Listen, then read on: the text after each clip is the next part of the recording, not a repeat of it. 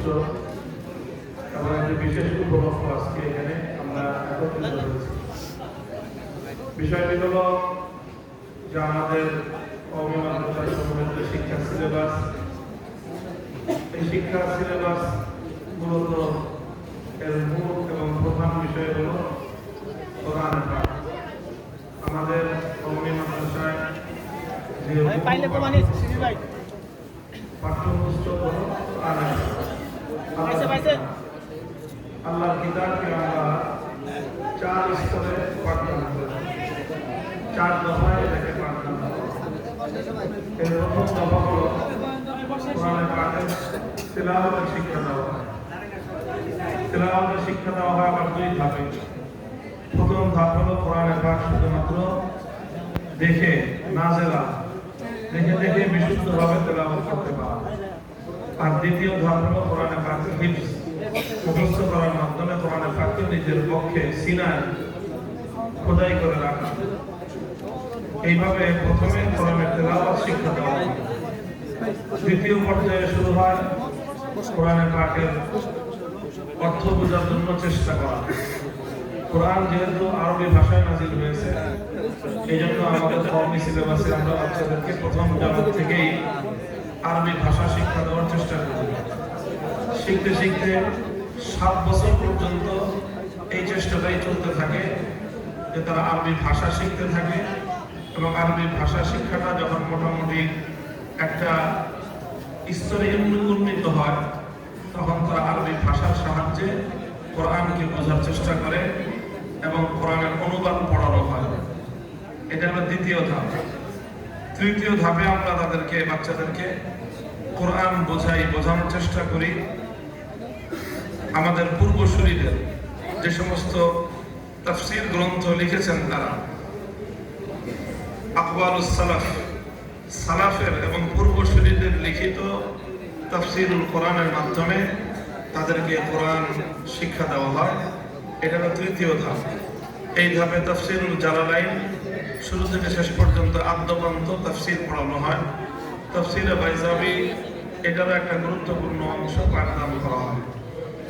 তৃতীয় ধাপের কোরআনের শিক্ষার পরে চতুর্থ ধাপে কোরআনে পাকের যে শিক্ষাটা হয়,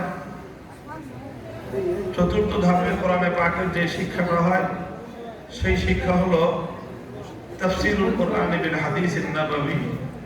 রাসূল সাল্লাল্লাহু আলাইহি ওয়াসাল্লামকে আল্লাহ পাক রব্বুল আলামিন দুনিয়াতে মূল যেই কাজ দিয়ে পাঠিয়েছেন, নবীর প্রধান কাজ হলো ওয়া আনজালনা ইলাইকা যিকরা লিতুবাইয়িনা লিন-নাসি মা নুজিলা ইলাইহিম। নবীর প্রধান দায়িত্ব হলো উম্মতের কাছে, মানব জাতির কাছে আল্লাহর কোরআনকে এক্সপ্লেইন করে দেওয়া, ব্যাখ্যা দিয়ে দেওয়া, মানুষকে বুঝিয়ে দেওয়া। যেটা কথায় বোঝাতে হয় সেটা কথায় বোঝাবেন, যেটা প্র্যাকটিক্যাল দেখায় বোঝাইতে হয় সেটা প্র্যাকটিক্যাল দেখায় বোঝাবেন, যেটা বাস্তবায়ন করার মাধ্যমে বোঝাতে হয় সেটাকে তিনি বাস্তবায়ন করে বোঝাবেন। এইভাবে নবী করিম সাল্লাল্লাহু আলাইহি ওয়াসাল্লাম 23 বছর নবুয়তের জিন্দেগিতে সবচেয়ে বড় যেই দায়িত্ব এবং যেই কাজটা তিনি আঞ্জাম দিয়েছেন সেটা হলো উম্মতকে তিনি কিতাবুল্লাহ বুঝিয়েছেন। আর এই কিতাবুল্লাহ তথা কোরআনে পাক বোঝাতে গিয়ে আল্লাহর নবী যত কথা বলেছেন, যত কাজ করেছেন, যত কাজ করতে বলেছেন, যত কাজের সমর্থন করেছেন, যত কাজ করতে নিষেধ করেছেন, এই সবটা মিলিয়েই হলো নবীজির হাদিস। কাজে হাদিস হলো কোরআনে পাকের সর্বোত্তম ব্যাখ্যা। তো এইভাবে 4 দফায় আমরা কোরআনে পাকের ব্যাখ্যা কওমি সিলেবাসের মধ্যে শিক্ষাদান করা হয়ে থাকে। হাদিস হলো কোরআনে পাকের সর্বোচ্চ এবং সর্বোত্তম ব্যাখ্যা। সেই হাদিসের মধ্যেও আবার বিভিন্ন স্তরে হাদিস সংকলন করা হয়েছে।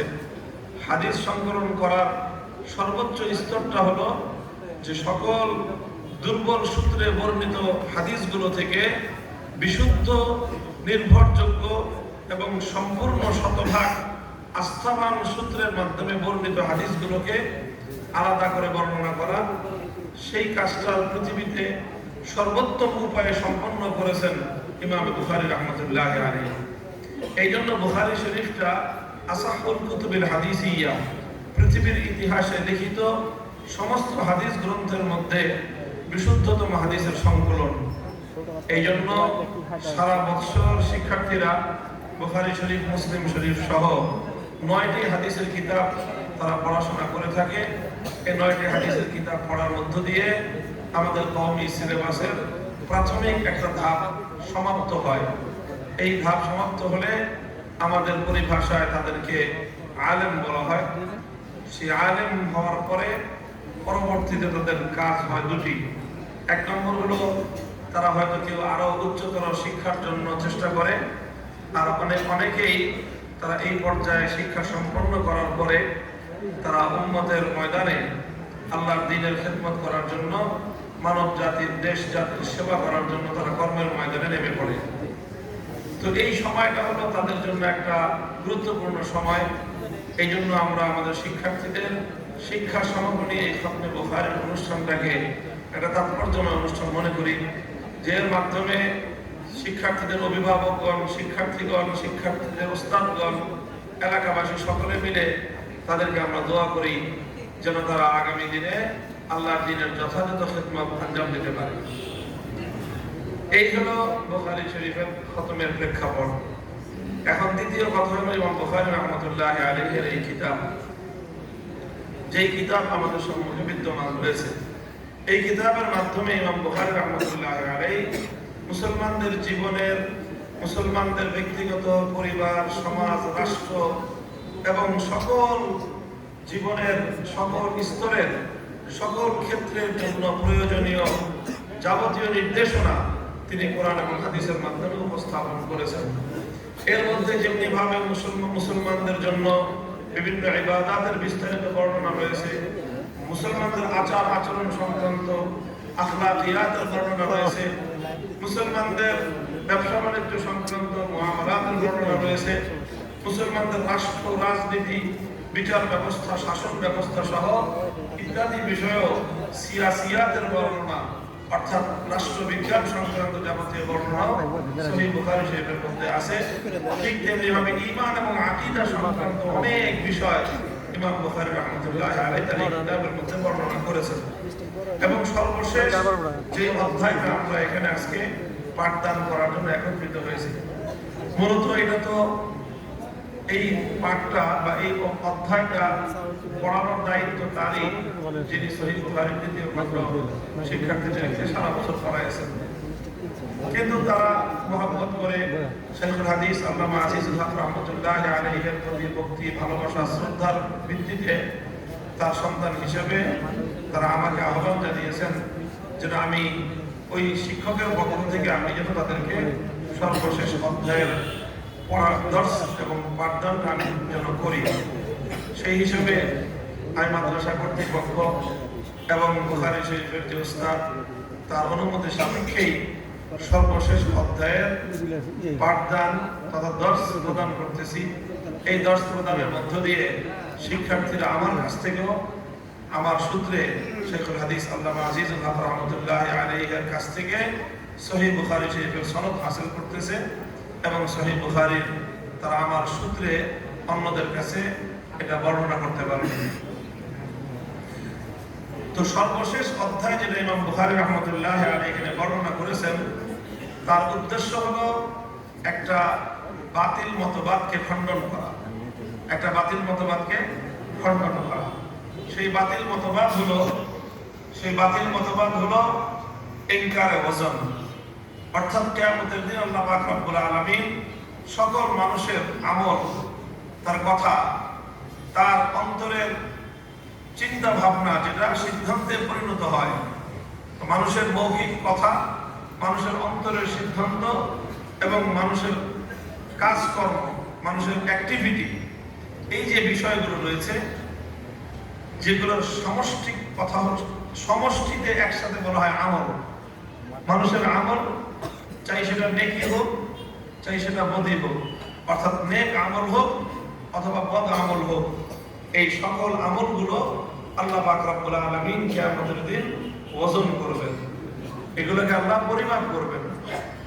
এটা হলো একটা বিষয় যে আমল পরিমাপ হবে, এটা ইসলামের একটা আকীদা, এটা একটা বিশ্বাস যে মানুষের আমল পরিমাপ হবে।